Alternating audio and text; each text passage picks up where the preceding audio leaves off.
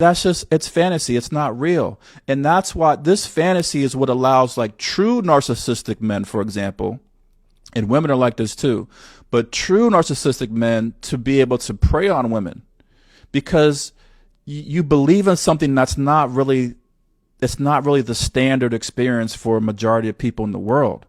Nobody is, they always say if something glitters, it's not always gold. You know, some things that are being said are just too good to be true. You have to be practical. If somebody is constantly giving you gifts and saying words of affirmation and like all the time, like that's a red flag. What are you doing? Back up a little bit. Let's just be the authentic selves. Let's get to know each other on a deeper level. Let's broaden this thing out a bit. What are your hobbies? What do you like to do? Let's go fishing. Let's go to the, to the movies. Let's read books. Let's talk about intellectual things. Let's talk about, the kind of work you're doing on yourself.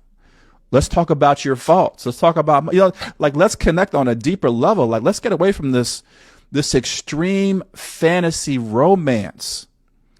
That's the issue is people have bought into the fantasy of monogamous culture, and it's setting these women up, and men too, because I know women who do the same exact thing. I know women they've told me this.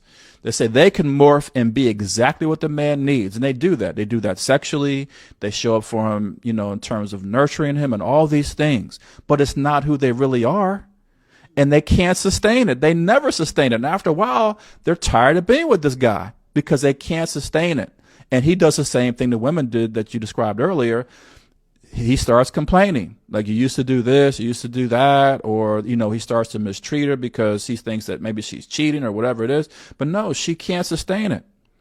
She did that same behavior. She morphed to become exactly what he wanted, and then now she can't sustain it. And you hear a lot of women say that. Like, I lost myself in marriage. Well, why'd you lose yourself? Because you became what he wanted.